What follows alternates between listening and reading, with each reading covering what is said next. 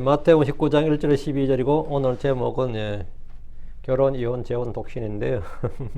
저 이혼에 관한 게 주는데 이 교포교에서 이거 설교하는 거는 뭐 교회에 뭐 게임 먹겠다고 작정을 한 다음에는 좀 어려운 저거예요. 그래가지고 뭐 그래도 성경대로 제대로 성경적으로 가르치고 성경대로 설교해야죠. 그래요. 망하려면 무슨 짓을 못해. 뭐 그런 말을 하는 그게 바로 이 주제입니다. 이혼, 결혼, 이혼, 재혼, 독신인데 결혼은 남자와 여자가 하는 거예요. 그리고 결혼은 주 안에서 하는 겁니다. 그렇지 않아요? 결혼은 그게 결혼이고 이혼은 성경에 나오는 음행의 연고 외에는 그리고 또 사별 그리고 신앙적인 이유 또 그런 게 있고 재혼은 주 안에서 말지니라 하고 독신은 주님께 받은 은사가 있는 사람 그게 문제 나오는데 이게 간단한 결론이에요. 잠깐 기도합시다. 3절 읽고 19장 3절 본문 말씀만 읽읍시다. 3절 같이 읽겠습니다. 바리새인들도 그분께 나와 그분을 시험하여 그분께 이르되 남자가 어떤 이유에서든 자기 아내를 버리는 것이 율법에 맞나이까. 근데 이거 어려운 주제가 아니잖아요. 이게 뭐 대단한 신학적 난제도 아니고 뭐 이해하기 어려운 것도 아니고. 근데 그걸 왜 주님을 시험한다고 그랬을까요? 그분을 시험하여 있거든요. 시험이란 것은 의도를 갖고 함정에 빠뜨리기 위해서 올무에 걸리게 하기 위해서 하는 질문이 시험이죠. 어떤 목적을 갖고 하는 건데 알기 위해서는 아니죠. 일단 시험에서 이 부분을 예수님을 시험했다는 겁니다. 자, 기도합시다. 위대하시고 거룩하신 주 하나님 감사합니다. 하나님께 은혜 주셔서 이 시간 주의 말씀을 또 선포할 때 힘을 주시고 또 은혜를 주시고 주의 영을 충만케 해주셔서 저는 모든 혼들이 하나님의 말씀을 잘 듣고 잘 배우도록 해주시고 말씀을 잘 받게 해주실 간구합니다. 아버지, 이 악하고 음란한 세대에서 저희가 하나님의 말씀을 따라 살도록 도우시고 하나님의 말씀이 저희의 삶의 기준과 원칙이 되게 해주시길 원합니다. 전능자주 하나님. 그래서 사람들이 세상이 무엇이라고 하든지 간에 오직 저희는 주의 말씀 기록된 말씀을 또 듣고 그 말씀을 따라 그렇게 행하기를 원합니다. 전능자주 하나님 도와주십시오. 또 그런 선한 마음과 또 선한 결단한 모든 혼들에게 복을 주실 간구하고 은혜 넘치게 해주시고 또 세상의 모든 고난과 어려움 또 시험들 아버지 하나님 이길 수 있게 하시고 견딜 수 있게 하시고 또 아버지 하나님 오히려 그런 것들을 기뻐할 수 있는 성도 되도록 도와주시길 원합니다. 이 시간 복을 주십시오. 감사드립니다. 주의 성기도 합니다. 아멘. 이 시간은 이혼에 관한 법으로 이혼, 재혼, 독신을 모두 다룹니다. 하나님께서 이 땅에 사람을 만드신 후에 처음 제정하신 것이 결혼, 즉 가정입니다. 하나님 그분의 자신의 형상, 그분 자신의 형상, 자신의 모양으로 사람을 만드셨습니다. 하나님은 창조의 시작부터 그들을 남성과 여성으로 만드셨습니다.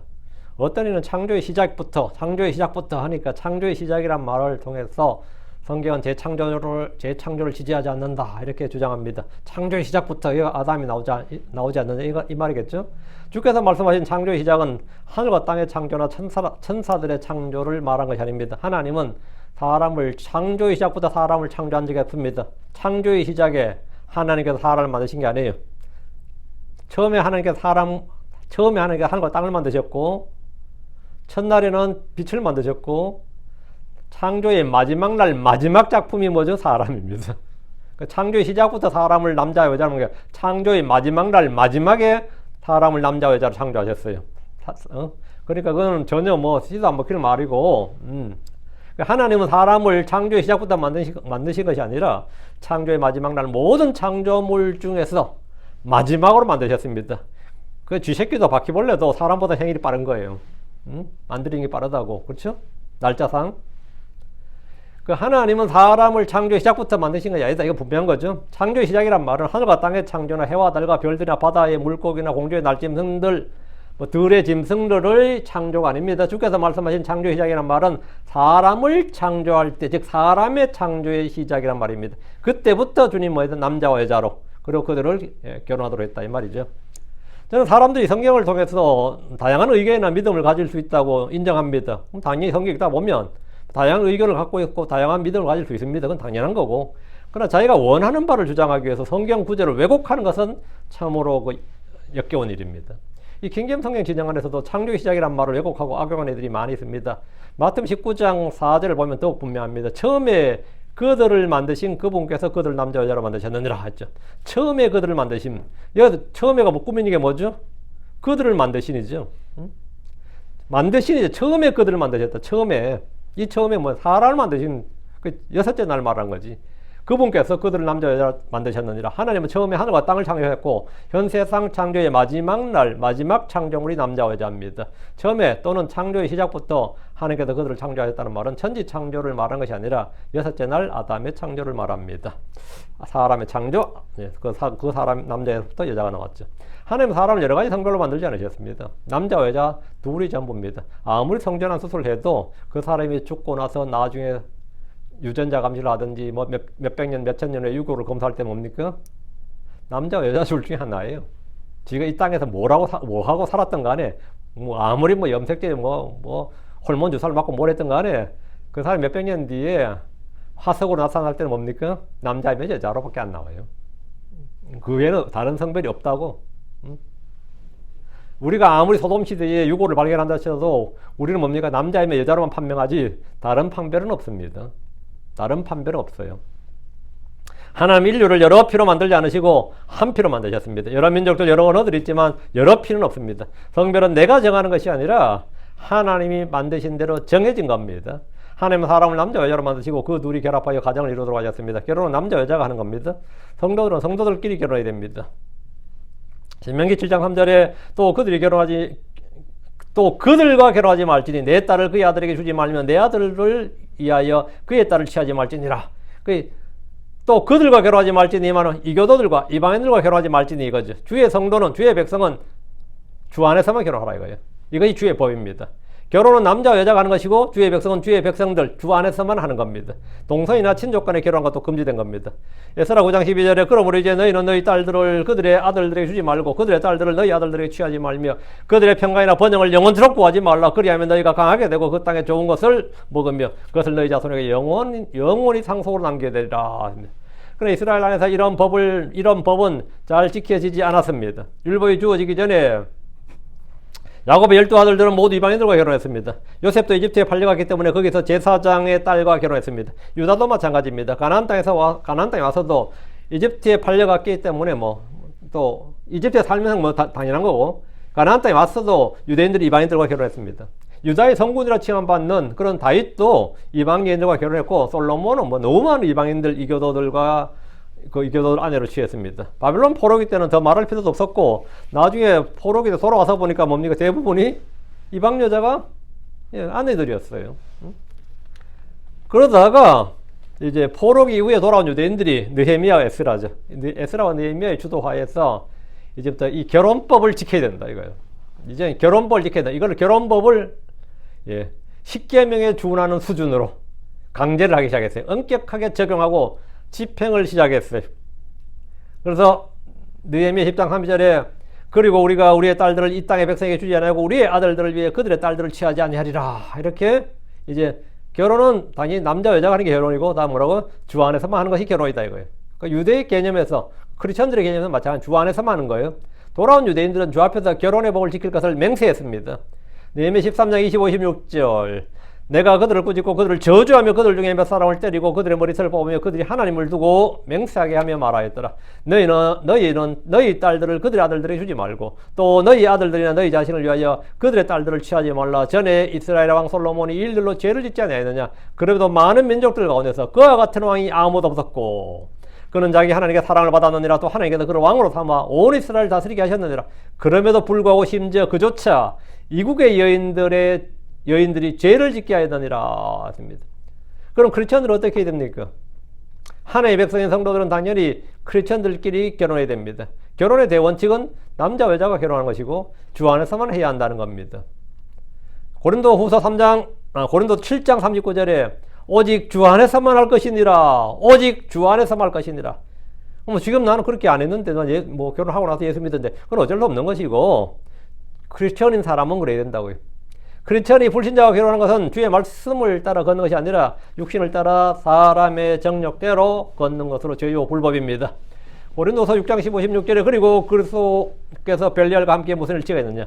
혹은 믿는 자가 믿지 않는 자와 함께 무슨 몫을 갖겠느냐. 그리고 하나님의 성전이 우상들과 무슨 조화를 이루겠느냐. 이는 너희가 살아계신 하나님의 성전이기 때문이니라. 하나님께서 말씀하시니 내가 그들 가운데 거하리라. 그리고 그들 안에 거하리라. 그리하여 나는 그들이 하나님이 될 것이요 또 그들은 내 백성이 되리라. 했습니다. 이 구절은 불신자와 결혼하지 말라는 성경적 가르침입니다. 그러나 어떤 이는 그게 무슨 불신자와 결혼 문제냐고 따지는 분들도 간혹 있습니다. 어떤 목사님도 제가 이런 질문에서 제가 좀 놀랐는데 14절을 보면 이 구절이 결혼에 관한 가르침이라는 걸 알 수 있습니다. 고린도서 6장 14절 너희는 믿지 않는 자들과 더불어 공평하지 않게 멍에를 같이 매지 말라. 무엇 때문에 의가 불의와 사귐을 갖겠느냐 또 빛과 어둠이 무슨 친교를 갖겠느냐 나누겠느냐. 주께서는 크리스천들이 헛소리 하지 못하도록 명시적으로 말씀해 주셨고 결혼은 세상의 어떤 관계보다 어떤 일보다 함께 멍에를 매는 일이고 친교를 나누는 일입니다. 크리스천들이 외모를 따라 불신자와 결혼하는 이들이 많습니다. 찌질한 크리스천보다야 돈 잘 버는 불신자가 배우자로 낫다 뭐 이런 거죠. 뭐 집안도 그렇고. 근데 그게 뭐 그 결혼 당사자만 그런 게 아니라 그 오랫동안 나한테 뭐 장로님이든 집사님은 상관없어요. 자기 딸 자기 아들 시집 보내고 장가 보낼 땐 다 조건 따지고 하다 보니까 그건 한 가지 약점이 있어요. 예수를 안 믿네. 에이 그건 괜찮아. 그건 뭐 괜찮아. 나중에 뭐 다 되겠지 뭐. 이런 식으로. 훨씬 더 중요한 요소가 뭐냐 이거 다른 거지. 그리고 그들은 이제 결혼해서 전도하겠다고 합니다. 결혼해서 전도하겠다고. 그러나 대부분은 결혼해서 함께 타락하고 배교합니다. 자, 본문 보겠습니다. 1절. 그리고 이런 일이 있었으니 예수님께서 이 말씀들을 마치셨을 때 그분이 갈릴리에서 떠나 요르단 건너편의 유대지방으로 들어가셨더라. 여기서 우리는 주께서 갈릴리를 떠나가시고 요르단 건너편 어디인지 요르단 건너편 어디 유다 땅이라고 하는데 정확한 지명과 도시를 알 수 없습니다. 요르단 건너편의 유대지방이라면 이제 일반적으로 이 베레아가 아닐까, 베레아를 말하는 것으로 봅니다. 어떤 이들은 사마리아라고 말하기도 하는데 어디까지냐 추정입니다. 근데 그 갈릴리를 떠나 요르단 건너편의 유대지방이라 하니까 베레아가 아닐까 이렇게 보죠. 2절. 그리고 큰 무리들이 그분을 따랐더라. 또 그분께서 거기서 그들을 고치셨더라. 주님은 치유가 필요한 무리들을 보실 때마다 그들을 고치셨습니다. 치유 사역은 하늘의 왕국에 따른 표적들이고 메시아의 표적입니다. 그분은 친히 행하시는 일로 그분 자신을 입증하시기 때문입니다. 사도들에게도 이 표적들이 따랐습니다. 우리는 메시아의 표적, 사도의 표적들을 행할 수 없지만 주께서 주께 믿음의 기도를 할 수 있습니다. 믿음의 기도는 병든 자를 구원합니다. 3절. 바리새인들도 그분께 나와 그분을 시험하며 그분께 말씀드리니라. 남자가 어떤 이유로든 자기 아내를 버린 것이 적법하니까, 합법, 뭐 율법에 맞나니까 이 말이죠. 주님이 일하시는 곳에는 믿는 자들, 다른 자들만 모인 것이 아니었습니다. 주님이 계신 곳에 늘 누가 있었다? 불청객이 있어요. 시험하는 자가 있었다 이 말이에요. 주님이 계신 곳에 늘 시험하는 자가 왔다는 거예요. 바리새인들은 그분을 시험하기 와서 남자가 어떤 이유로든 자기 아내를 버린 것이 적법하니까 이렇게 이혼에 대해서 물었는데 이것은 궁금해서 또는 알기 위해서가 아니라 그분을 뭐하기 위해서? 시험하기 위해서. 이혼에 관한 질문은 무슨 시험거리가 되냐 이거. 이혼에 관한 질문이 무슨 시험거리가 돼요? 이혼 사건. 이거는 당대에 굉장히 유명한 이혼 사건이 있었기 때문입니다. 그것은 바로 헤롯 안티파스와 헤로디아의 결혼 이혼 재혼이에요. 그렇죠? 그 헤롯 안티파스와 헤로디아의 이혼과 재혼 사건입니다. 헤롯 안티파스는 이혼을 하고 재혼을 했죠. 그 이혼은 자기 아내를 버리고 헤로디아를 취했단 말이죠. 그 유명한 사건인 거죠. 이 이혼 문제로 한번 또 뒤집어진 역사적 사건이 여러분 세계사 시간에 배운 거 있죠. 그 수장령이 내릴 때 뭡니까? 헨리 8세가 이혼을 하려고 그러는데 로마 교황이 안 된다 그런 거잖아요. 로마에서는 로마 교황께는 이혼을 금지하니까 그 이혼을 해버리고 뭡니까? 영국이 이제 로마 교황청으로서 독립을 하는 거예요. 그런 이제 수장령이라 그러죠. 그 이혼 사건이 이게 보통 문제 아니죠. 이 사건도 그런 준하는 큰 사건이었고 예수님이 어떻게 말하느냐에 따라서 이거는 정치 사회 문제인 거죠. 왜 정치 사회 문제라고? 헤롯 안티파스와 헤로디아의 이혼과 재혼 사건이 있었는데 이들의 이혼과 재혼이 불법이었기 때문에 침례자 요한은 당연히 뭐랬어요? 책망을 냈죠. 침례자 요한은 그들을 책망했어. 그러다가 감옥에 갇히고 죽임을 당했습니다. 바리새인들 이 장면을 딱 보니까 야 잘하면 예수님한테도 요걸 딱 물어가지고 불법이다 하는 순간 뭐가 되는 거죠? 자기들 손에 피를 묻히지 않고 예수님을 죽일 수 있는 거예요. 최소한 감옥 가두거나 죽일 수 있단 말이지. 왜? 요한의 전례가 있잖아요. 야 이거 굿 아이디어다. 한번 말해봐. 그러죠. 당연히 그들 예상하게 뭡니까? 불법이라 하겠지. 예수님께 당연히 불법이라 하겠지. 이렇게 생각한 거죠. 그러면 이미 예상 답변이라는 게 있잖아요. 그러니까 이들의 이혼과 재혼이 불법이기 때문에 침례자 요한의 전례가 있단 말이죠. 그 침례 요한은 책망을 했습니다. 그러다 감옥에 갇히고 죽임을 당했는데 왜 예수님은 입을 닫고 있냐? 니도 한마디 해라. 이 사회가 지금 어떤 사회고 이게 지금 어떤 나라 꼬라지가 말해야 하는데 니도 예언자면 한마디 해라 이거지. 응? 그래서 바리새인들이 요한을 죽였던 것 같은 방식으로 예수님이 헤롯과 헤로디아를 자극해서 갇히거나 죽게 하려 했던 겁니다. 예수님 역시 요한처럼 헤롯과 헤로데아 예언과 게로데에서 책망을 할 경우에 왕의 미움을 받아서 죽을 것이란 계산을 했던 겁니다. 율법 문제나 교리 문제, 신앙 문제를 정치 문제로 바꿔버린 겁니다. 아무리 내가 뭐 잘하다가도 정치 문제 걸리면 뭡니까? 한국도 그렇고 미국도 그래요. 정치 문제 걸리면 뭡니까? 저 개념 없는 인간이니 뭐 내가 오늘도 손절한다느니 뭐 탈퇴한다니 난리도 아니거든요. 응? 정치 문제 걸려버리면 그래요. 정치 문제 걸려버리면 한국 유명한 작가가 있습니다. 여러분 아시죠? 이문열씨라고. 그 사람이 저는 만약 한국에서 노벨상 받는 문학상 받는 사람이 있다면 그 사람 생각했어요. 나머지 노벨상 후보라고 떠드는 사람들은 진짜 내가 볼 때는 뭐 찌질이들이었고요. 근데 이문열씨는 한국에서 지금 별 적이 없어요. 왜 그러냐? 정치 문제에 연루돼 버린 거예요. 이분이. 정치 문제에 연루되는 바람에 그분 책 사서 막 불태우는지 뭐 그런 거 하고 퍼포먼스도 하고 별짓 다 했어요. 그래가지고 뭐 진짜 황당한 게 된 거죠. 그렇게 글재주 좋고 그 사람 책 안 읽은 사람 한국에 별로 없을 겁니다. 지금은 그렇게 안 되죠. 이 정치 문제로 연관되는 순간에 뭡니까? 뭐 성공할 수도 있고 파멸할 수도 있고 그래요. 지금 예수님한테 시험했다는 말은 이 정치 문제로 막 엮어버리는 거죠. 예수님 만약 자기 아내를 버린 것이 불법이라고 하면 당시 왕인 헤롯 안티파스는 불법을 행한 자라고 비난한 꼴이 되고 왕을 비난한 꼴이 되고 그런 결혼을 한 헤로디아 역시 음행을 저지른 여자가 됩니다. 그렇다고 주님이 정치적 문제를 싹 피하고 입을 꽉 다물고 있으면 짓지 못하는 개가 되고 뭐 비겁한 자가 되고 위선자가 되는 거죠. 그 시험이죠 이게. 이혼해도 좋다고 하면 율법에 어긋나는 것을 가르치는 거짓 교사가 되고요. 해서는 안 된다가 또 그렇게 돼. 이렇게. 그러니까 유대교에서도 이혼에 대해서는 교리적으로 첨예한 대립이 있었습니다. 예수님께서 이혼을 인정하면 자유주의란 말을 듣게 되고 이혼이 불법이라면 당시 이혼한 사람들을 모두 부정한 죄인 취급하게 되니까 또 비난을 받습니다. 이래도 답해도 문제 저래도 답해도 문제 뭐 이런 식이 되겠죠. 4절입니다. 그리고 그분께서 대답하여 그들에게 말씀하셨더라. 처음에 그들을 만드신 그분께서 그들을 남자와 여자로 만드셨느니라. 이 바리새인들은 예스 노만 답을 원하는데 갑자기 예수님이 창세기 강의를 시작하시네. 창세기 2장을 또 이야기하시네. 주님은 시험하는 자들의 질문을 받으셨지만 전혀 개의치 않으시고 즉문즉답으로 진리의 말씀으로 답변하셨습니다. 우리 주께서는 시험하는 자들의 답변을 주지 않고 골탕을 먹인 적이 한 번 있어요. 시험을 받으신 주님께서 늘 즉문즉답으로 말씀하시는데 마태복음 21장 24절에 보면 나도 너에게 한 가지를 묻겠노라. 만일 너희가 그것을 내게 말해주면 같은 방식으로 나도 무슨 권위로 내가 이런 일들을 행하는지 너에게 말하리라.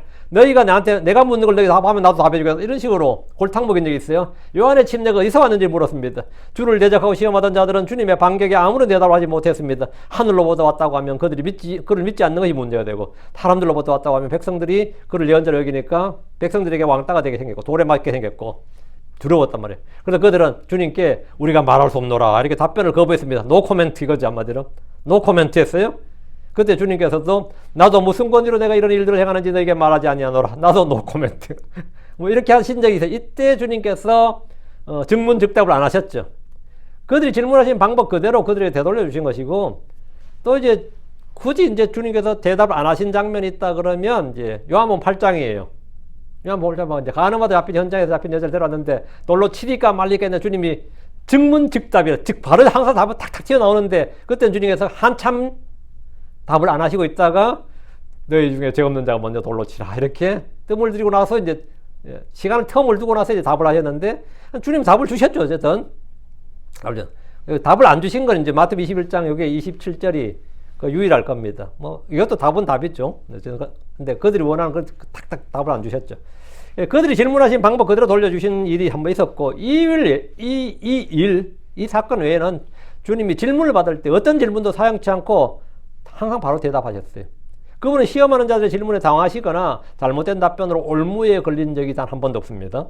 주님의 답변을 들어보죠. 자, 4절. 처음에 그들을 만드신 그분께서 그들을 남자와 여자로 만드셨느니라. 처음에 언제요?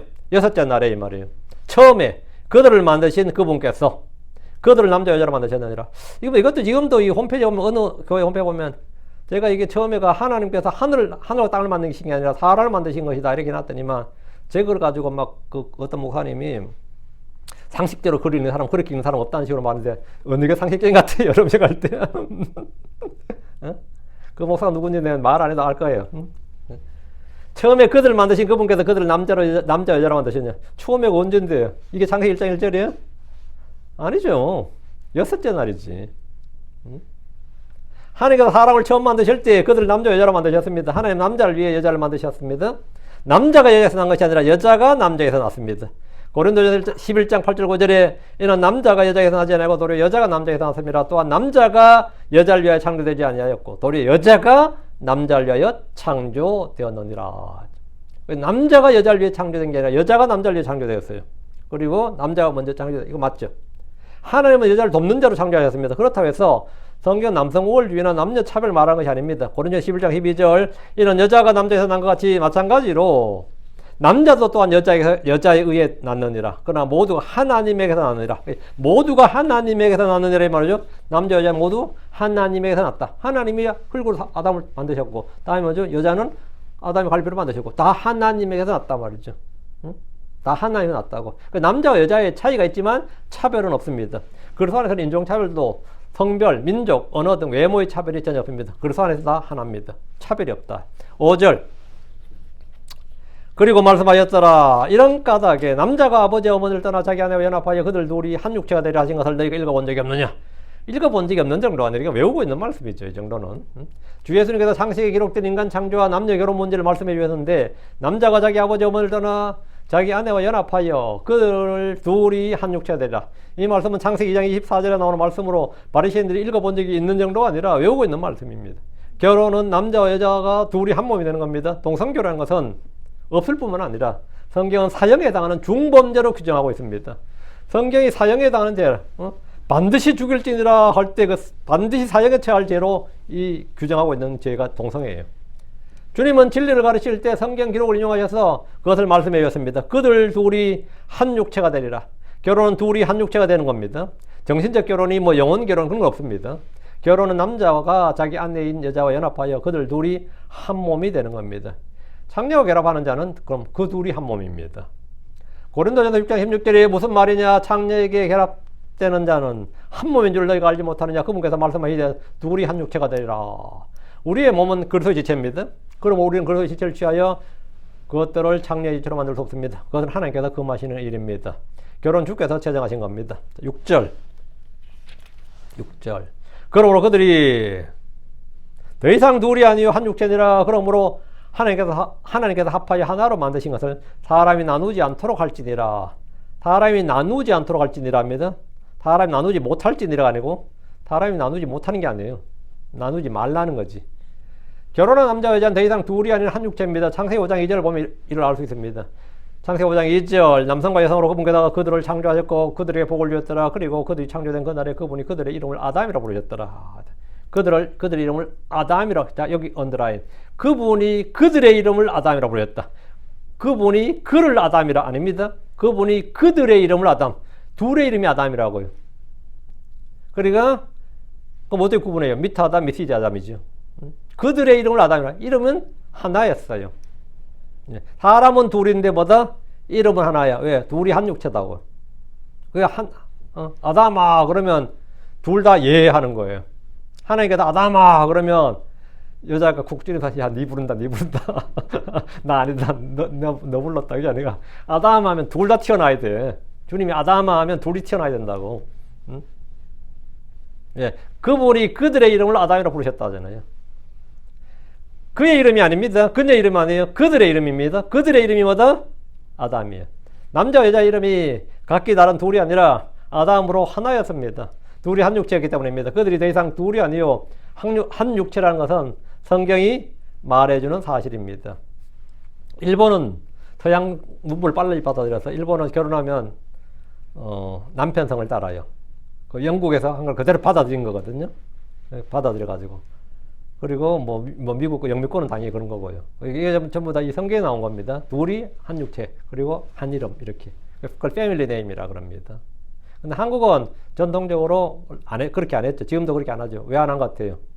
그게 다 그 이해관계가 있는 겁니다. 쫓아내가는 뭐 할 때 뭡니까? 재산 안 나눠주려고. 아니다 이거 우리 가족 아니라는 거예요. 아니라는 거예요 그게. 응? 또 시집 보낸 쪽에서 뭡니까? 거기서 그집 귀신대로 걸잖아. 서로가 그 뭡니까? 버리는 거예요. 이것 때문에 골치 아픈 거죠. 이 가족으로 받아줘야 되는 거죠. 가족으로 받아줘야죠. 가족으로. 한 가족으로. 그럼 우리 이름을 부여해줘야 되는 거죠. 당연히.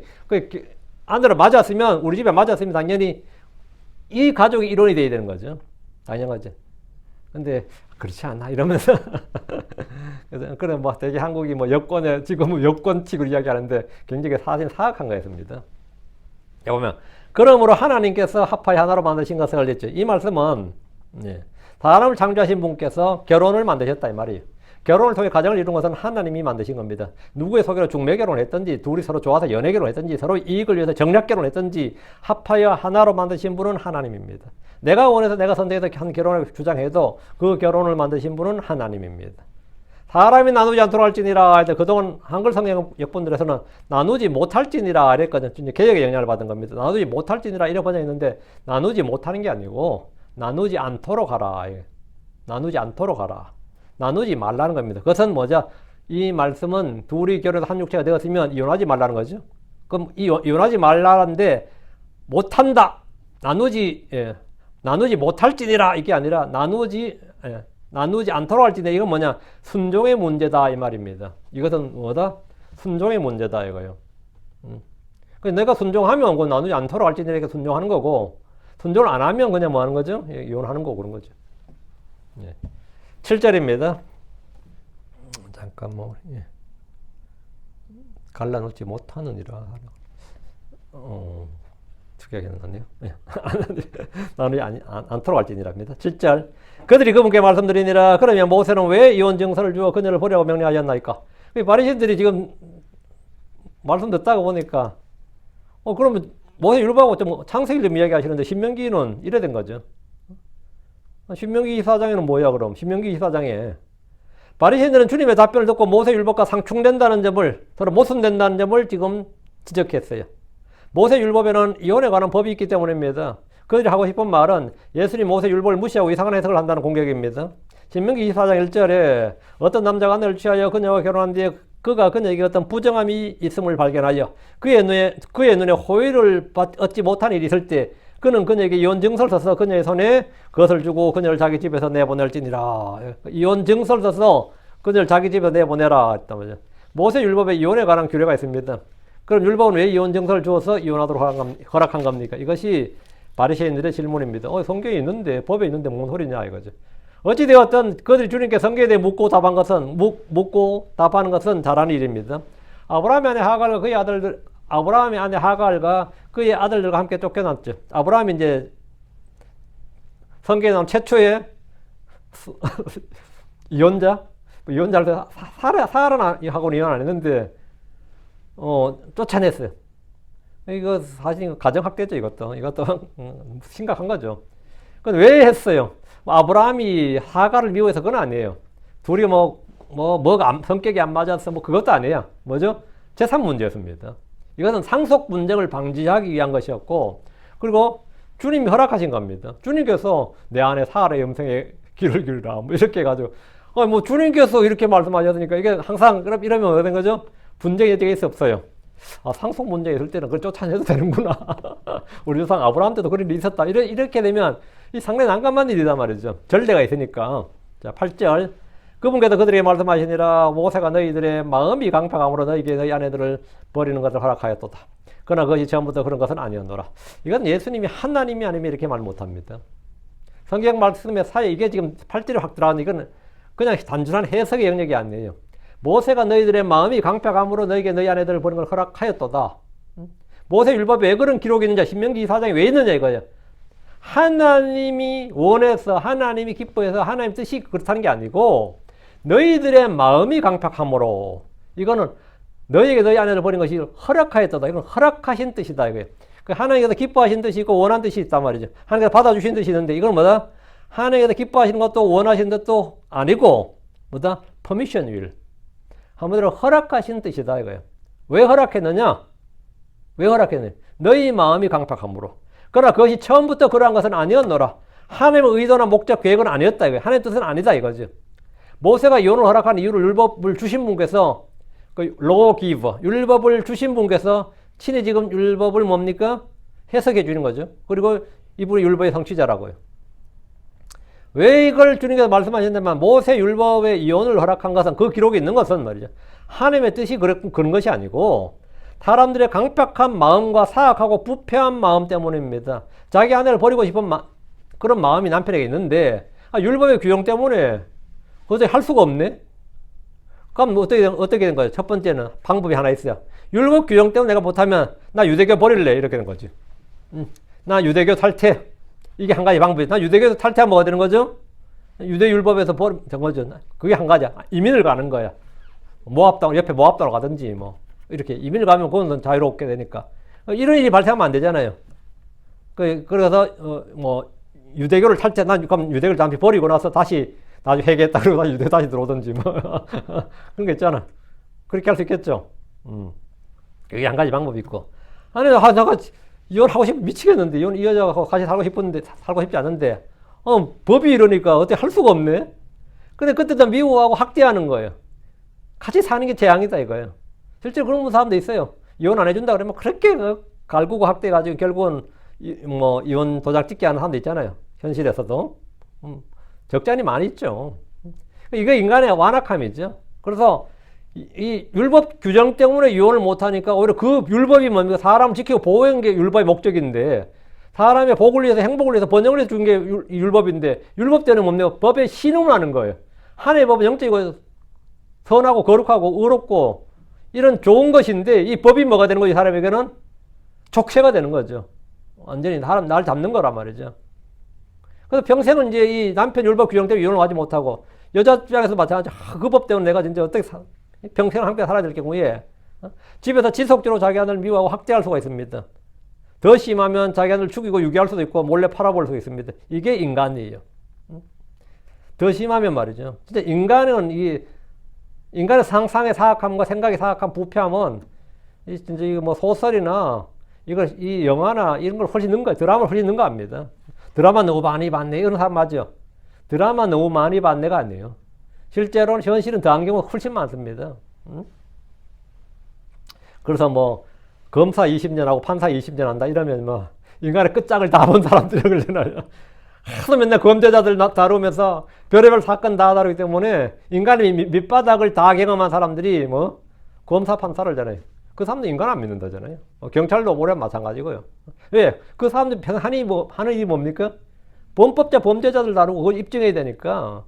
그래서 상상을 초월한 일이 너무 많다는 거예요. 상상을 초월한 일이. 예? 그 사람의 사악함으로 현실에서는 늘 상상을 초월하는 우리 생각도 못한 일이 막 발생을 해요. 보험금을 노리고 자기 아내들을 죽이는 남편들이 있고 남편들 몇 명이나 죽인 여자도 있습니다. 진짜 실제로. 어떤 일도 있었냐면 이 차를 바다인가 강물에 빠졌는데 하여튼 남편이 여자부터 밀어 올렸어요. 그래가지고 그게 나오고 남편 이제 차에서 나와야 되는데 이 여자가 리모컨으로 그걸 닫아버리네. 계획된 거였죠. 근데 증명을 못해. 계획된 건데. 근데 이 여자가 자주 반복을 해가지고 결국 걸렸지. 그런 일도 있었어요. 그 여자가 남자는 왜 못 나왔을까? 여자는 나왔는데 남자가 못 나왔단 말이죠. 그 경찰들이 차를 끄집어내서 국가에서 조사를 하는데 차문이 다 닫혔는데 위에 그 분명히 그 여자는 어떻게 나왔는데 그 여자는 밀어서 나왔대. 그 위에 선루프 있잖아요. 그게 완전히 열려 있어서 나왔다는 거예요. 그 선루프 열린 상태에서 차를 달렸기 때문에 선루프 원래 열려 있었다. 근데 왜 닫혔냐? 닫았지. 그 자동으로 닫혔겠어. 닫아버린 거예요. 그러니까 이게 뭐 조사하는 사람 전부터 더 악한 거죠. 조사하는 사람들 딱 해. 뭐 그런 일도 있었고 별일 다 했어.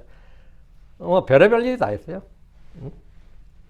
사람의 마음이 강팍함으로 더 큰 죄악과 범죄와 불법을 막기 위해서 주께서 이혼을 허락해 주신 겁니다. 이혼은 주께서 원하시거나 기뻐하신 뜻이 아니지만 사람들의 완악함으로 인해 어쩔 수 없이 허락된 것이 그럼 이혼 증서를 써서 내보내라는 거예요. 학대하지 말고 괜히 그것 때문에 살인하지 말고 또 뭐 개종한답시고 뭐 이 교도로 개종하지 말고 이민 가지 말고 그냥 이혼하라고요. 우리 주께서 그러나 그것이 처음부터 그런 것은 아니었노라 하신 것은 말라기 2장 15, 16절을 통해 알 수 있습니다. 말라기 2장 15, 16절 그러므로 너희 영을 주의하여 아무도 그가 젊어서 취한 너를 대적하여 배신하지 말지니라. 이는 주 곧 이스라엘 하나님 곧 그분께서 이혼하는 것을 미워하노라 말씀하시나니 이는 사람이 자기 옷으로 폭력을 덮는 것이기 때문이라. 만군의 주께서 말씀하시니라. 그러므로 너희는 너희 영을 주의하여 배신하지 말지니라. 여러분 그분께서 이혼하는 것을 미워하노라 이분 있죠. 여기 이혼하는 것 이게 뭐냐 putting away에 put away. 그분께서 치워버린 걸 미워하노라 이거든요. 내다버린 걸 미워한다 이 말인데 쓰레기 버리듯 내다버린 게 put away예요. 그래, 그분께서 내다버린 것을 미워하노라. 이게 좀 말이 좀 심하고. 그래서 이제 우리 성경에 그분께서 자기 아내를 버린 것을 미워하노라. 이렇게 번역한 거는 이제 많이 의역을 한 거죠. 뭐 자기 아내 이런 말이 없는데, 본문에 없는데 그냥 그렇게 한글성에 번역을 했고, 그냥 가장 합리적인 뜻은 그냥 이혼하는 거예요. bring away. 그래서 저는 그냥 하나님, 그분께서 이혼한 것을 미워하노라. 이렇게 제가 번역했는데 좀 생각을 해봐야 되겠습니다. 그분께서 이혼한 것을, 아니면 내다버린 것을 미워하노라. 내다버린 것, 치워버린 걸 미워한다. 자기 아내, 남편을 내다버린 것, 치워버린 걸 미워한다고요.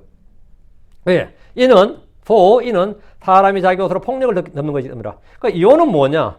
사람을 내다버린 건 뭐냐? 자기 옷으로 폭력을 덮는 것이다 이거예요. 자기 옷으로 폭력을. 그래, 내다보놓고는 뭐 사연이 있어서 남의 이야기하지만 다 덮죠. 그럼 누가 까발려요? 다 덮지. 자기 옷으로 폭력을 덮는 것이다 이거예요. 그게 주님 말씀이에요. 그로 너희는 너희 영을 주어야 배신하지 말지라. 이 말씀에 따르면 이혼은 하나님 뜻이 아니에요. 당시 유대사에서 랍비들이나 해당장 바리새인들이 가장 어려운 문제 중에 하나가 이혼과 재혼 문제였습니다. 그냥 그 인간사니까요. 오늘날 교회에서도 마찬가지입니다. 목사들이 가장 상담하기 힘든 것 중에 하나가 성도들이 이혼 문제입니다. 저희 교회 누구 이제 목사님 어떻게? 저도 남의 교회 사람 이야기하기는 쉽더라고요. 남의 교회 사람 누가 뭐 이야기하고 상담하면은 답이 술술 나와. 내 교회, 직접 이게 아니니까. 그러니까 이혼하라고 할 수도 없고 하지 말라고 할 수 없는 경우가 많이 있습니다. 이미 이혼하기로 결정을 해두고 목사에게 형식적으로 상담하는 사람도 있고 조언을 구한다고 하지만 목사의 의견이나 말은 참고사항으로 되지 않습니다. 목사가 하지 말라고 한다고 안 할 것도 아니고 이 상담하는 건 그냥 자기 편을 들어달라. 좀 지지해주고 응원해달라. 그 정도입니다. 양해해달라는 정도예요. 앞으로 내 교회 계속 나올지 안 나올지 모르지만 이런 것도 있고 또 이혼하면 둘 중에 하나 못 나올 거 아니에요. 둘 중에 못 나오면 내가 나오고 저놈이 안 나오든지 반대 저놈 나오면 내가 안 나오든지 해야 되거든요. 목사 입장에서 난감하잖아요. 이혼하고 둘 다 나와요? 그것도 좀 어렵잖아. 이 교회마다 이 문제가 있습니다. 그러니까 이제 미리 상담한다는 뜻은 뭡니까? 그냥 나를 받아달라 이 말인데 그 이혼 증서를 써주고 이혼하는 것은 결혼을 제정하신 주님의 뜻이 아니라 사람들의 강팍함으로 인해 부득이하게 허용되는 겁니다. 이혼이 하나님 뜻이냐 하면 당연히 아닙니다. 그럼 이혼을 하지 못하느냐? 할 수는 있습니다. 9절입니다. 계속 미워하고 학대하고 싸우고 하는 것보다는 이혼한 게 낫죠. 부부 쪽에서. 그건 뭐 때문에 한 거라고요? 강팍함으로 인하여. 그겁니다. 9절. 그리고 내가 너에게 말하노니 누구든지 음행으로 인한 것 외에 자기 아내를 버리고 다른 여자와 결혼한 자는 간음하는 것이니라. 또 누구든지 버림받은 여자와 결혼한 자는 간음하는 것이니라. 야, 이 말씀에 따르면 이거 완전히 돌싱과 결혼한 사람들은 다 뭐가 되는 거죠? 예, 다 간음하는 겁니다. 나는 총원이고 저 사람 돌싱이다. 그것도 간음하는 거고요.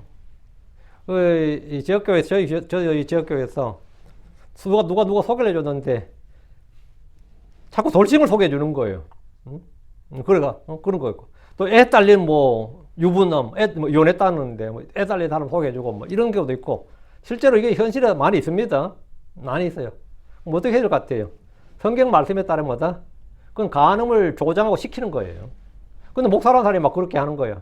저도 그 이야기 들을 때 내가 이제 우리 표현은 뭐래서 뚜껑 열린다 그러나 그런 일이 한번 있었어요. 그런 일이 한번 있었어요.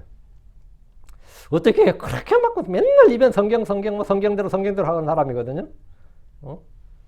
근데 지금도 목회 잘해요, 그 사람. 주님은 이혼에 대해서 말씀하시면서 재혼까지 언급하신 겁니다. 원칙적으로 성경이 허용하는 것은 음행입니다. 성경이 허용하는 이혼은 음행 외에는 음행인데 결혼 생활 중에 음행을 저질렀다면 이혼 사유가 됩니다. 구약에서 간음은 이혼 사유 정도가 아니에요. 돌로 쳐서 죽이라는 사형에 해당하는 죄입니다. 사형에 해당하는 죄예요. 이거 율법입니다. 유다는 남편이 죽고 과부로 된 자기 며느리 다말이 아이를 배웠다는 말을 듣고 뭐라고 했어요? 판결이 뭐였어요? 끄집어내어 불로 태워 죽이라 했습니다. 그때 율법이 주어지기도 전이야. 끄집에다 불로 태워 죽이라잖아요. 그녀가 간음한 줄로 알았기 때문입니다. 음행 외에 다른 이유로 자기 아내를 버리고 다른 여자와 결혼한 자는 간음하는 겁니다. 대부분의 이혼 사유가 다른 여자와 결혼하기 위한 겁니다. 다말 같은 경우는 진짜 황당한 거지. 사별이잖아요. 사별인데 간음이야. 사별인데. 유다도 아주 나쁜 놈이지. 시아버지가 돼가지고는. 자기 아들 클 때가 기다리라 그랬는데 안 했다 이 말인데. 대부분의 이혼 사유가 왜 이혼하려고 그래요? 다른 여자 결혼하려고 하는 거죠. 근데 그런 이유로 이혼하고 다른 여자하고 재혼하면 그건 뭐다? 결혼한 것이 아니라, 재혼한 것이 아니라 뭐다? 간음한 것이다 이 말이에요. 야, 이 말씀에 따르면 진짜 교회 깨먹기 딱 좋겠네. 그런 교인이 한둘이냐 이거지. 특히 미국 교회는 특히 더 하고 이 교포교회는 더 하지. 사람 많은데 여기 가깝지도 않구나. 목사님은 자기 교회 집사님과 자기 교회 집사 부인하고 결혼했는데 집사 부 와이프 이혼하고 자기는 사별했어요. 목사님은 와이프가 사별이고 새로 얻은 재혼은 집사 부인이야. 그 교회가 어떻게 됐겠어요? 그 큰 교회도 아닌데. 참 저기 지들은 뭐 사랑해서 했는지 하나님 스스로 했는지 모르겠지만 다 말하겠지만 성경에 따르면 뭐다? 그냥 가늠한 거예요. 누구든지 버림받은 여자와 결혼한 자도 가늠한 겁니다. 근데 이게 현실이야. 문제는 이거는 뭐 이론이 아닙니다. 현실이야. 이혼하고 다른 남자를 만나서 새로운 인생을 살아보고자 하면 그것은 새 출발이 아니라 뭐다? 가늠하는 겁니다. 아, 우리 새 출발을 축복해 주세요. 내가 가늠한 걸 축복해 달리 말이야 그거는. 응? 재혼을 목적으로 자기 아내와 자기 남편을 버린 자는 다 가늠을 범하는 겁니다. 이것이 주의 말씀이고 법입니다. 이게 주의 말씀이에요.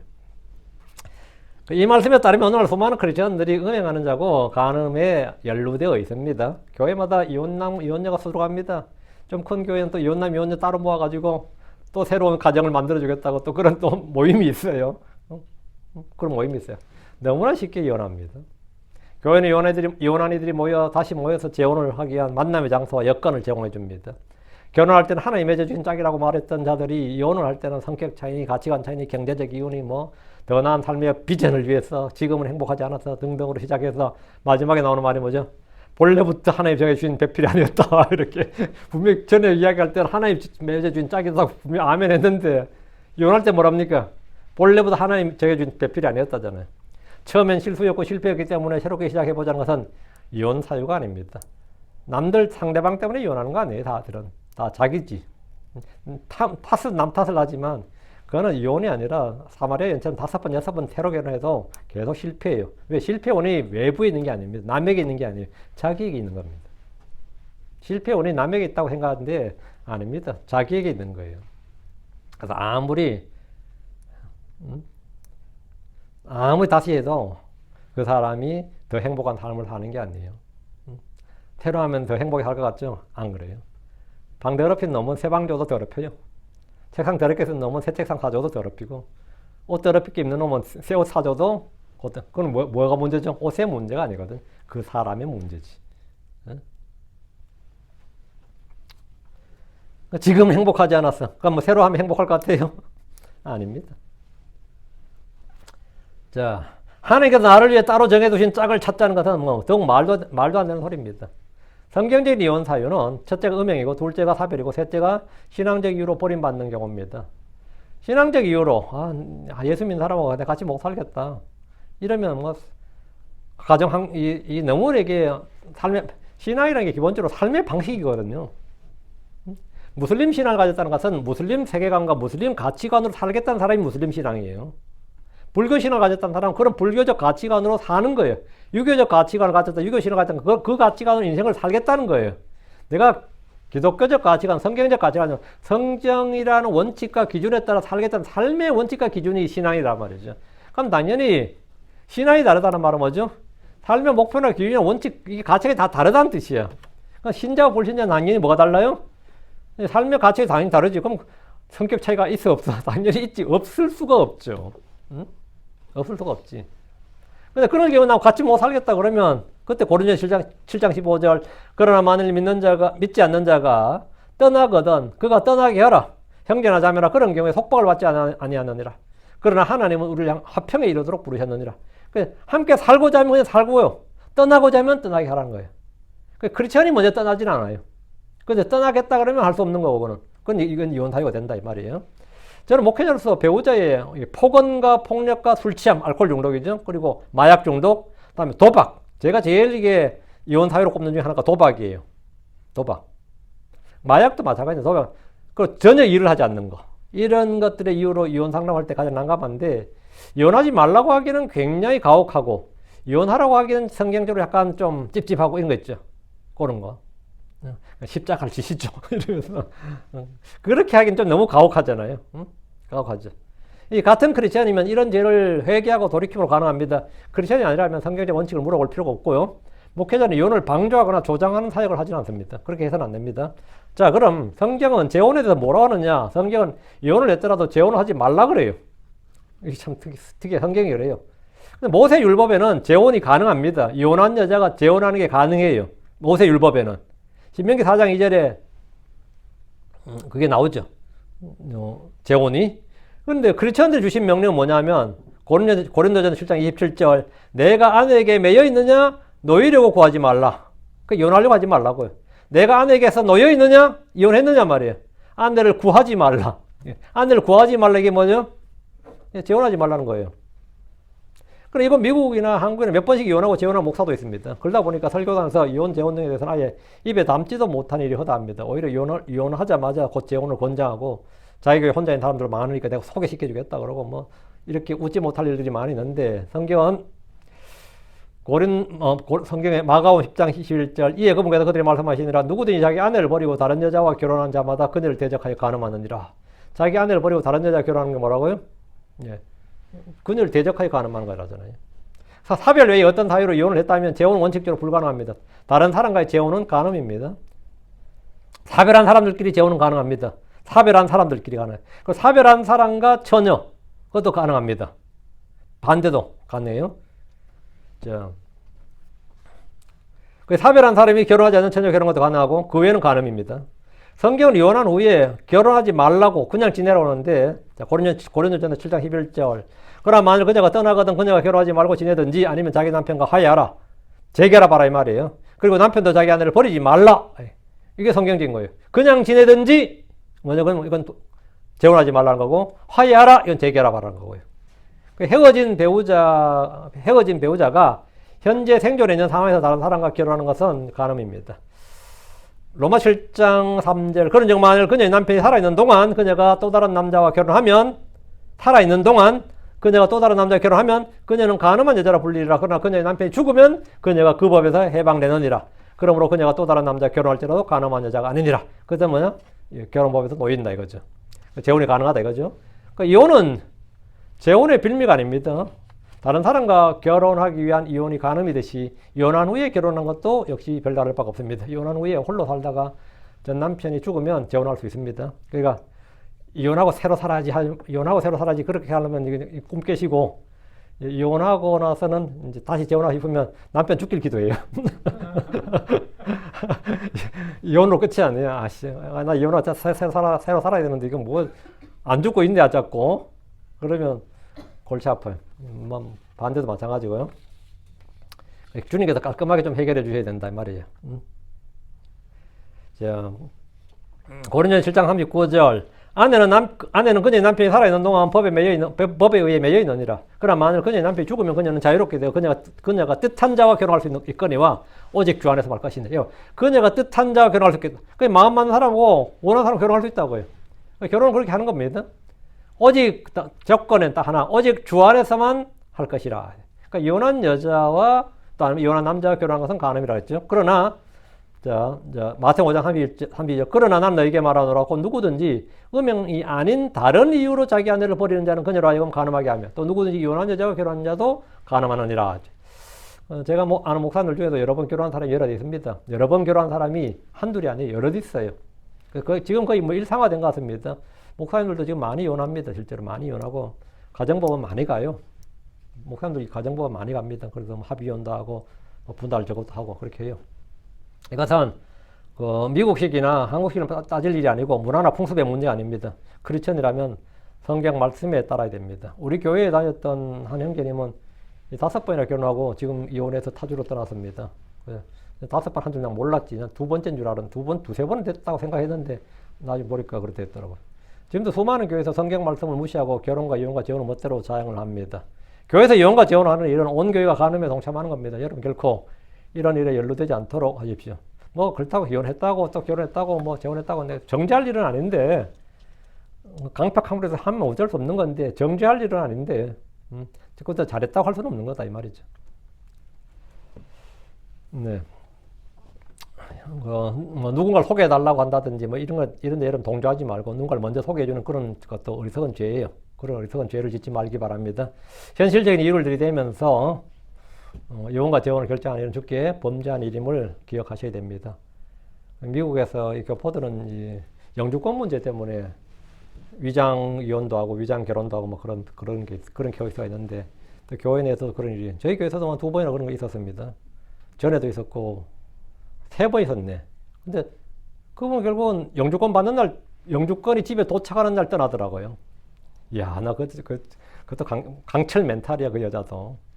지금 그 사람 지금 킹제임스 쓰는 교회에서 지금 열혈 킹제임스 멤버입니다. 열혈 킹제임스 멤버예요. 그래서 어떤 분이 참 너무 안타까웠던지 그러더라고. 그래서 최소 3년 정도는 살아줘야 되지 않나요? 그러더라고. 서비스 타임 3년이야, 그러면. 이야, 또 그런 말이. 그래도 최소한 3년은 살아줘야 되지. 영주권 받았으면 3년은 살아줘야 되지 않나요? 그게 충고야. 그런 일도 있었어요. 참, 교회는 조그만 게 별일 다 했네. 별일 다 했었네, 그죠? 3년. 그런 일도 있었다.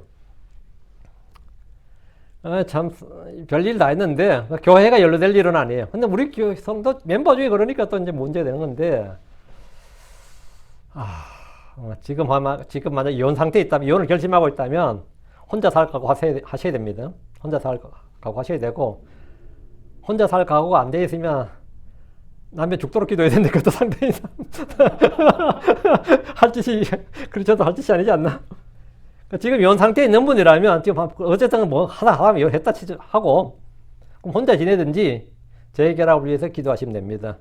재혼을 계획하고 있다면, 살다 보니 그렇잖아요. 뭐 혼자 경제적으로 안 되고 너무 힘들고 하면 결혼해야 어떻게 하겠어. 재혼을 계획하고 있다면 주 안에서 행하되 간음이 되지 않도록 하십시오. 그러나 부득이 하겠다 하면 뭐 할 수밖에 없는 거죠. 그 뭐 목사 관여할 일은 아닌데 하나님 앞에서 스스로 책임져야 됩니다. 10절.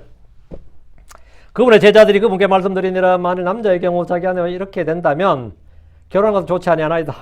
주의 말씀을 들은 제자들이 은혜를 받았어요, 못 받았어요? 겁먹었어. 결혼한 것은 뭐다? 좋지 않아나이다. 베드로는 결혼했어요. 이때 이 베드로 제자들 결혼했습니다. 제자들은 결혼과 이혼에 대한 말씀을 듣고, 그럼 차라리 결혼하지 않는 것이 좋겠다. 이런 식이 된다면, 야, 결혼이 장난 아닌데 이러는 거죠. 이혼하는 것은 가늠하게 하는 거고, 재혼하는 것도 가늠하는 거라면 차라리 독신이 나은 거 아니냐. 지금 이거예요. 그러니까 뭐 2000년 전이나 지금이나 삶이 다 너탄 건 똑같아. 그죠? 만약 남자의 경우 자기 아내와 이렇게 된다면, 이혼하게 된다면 이 말이에요. 그렇게 되면 차라리 결혼했다가 이혼하게 된다면 차라리 결혼하지 않는 게 낫지 않느냐. 근데 독신이 결혼보다 낫다는 주장을 이제 말했는데 11절.